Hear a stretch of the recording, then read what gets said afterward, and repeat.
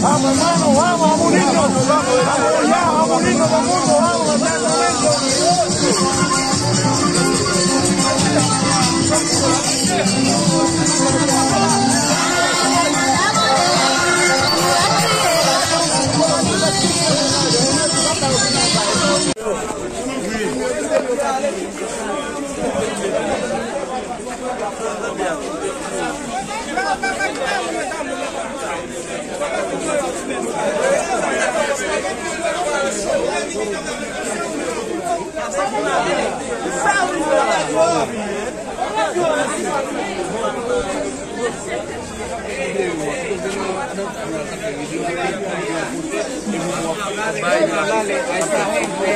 Vamos a hablarle a esa gente que apenas están empezando un trámite.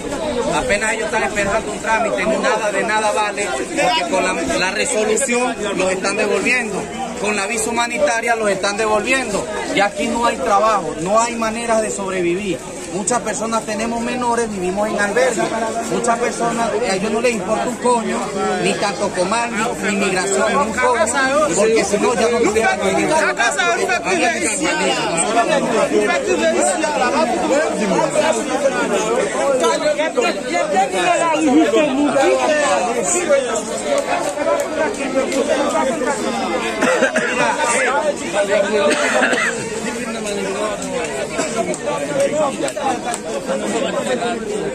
Yo más.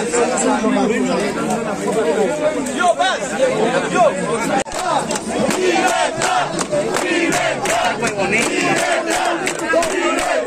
Mano, oye, claro, muy bien, no.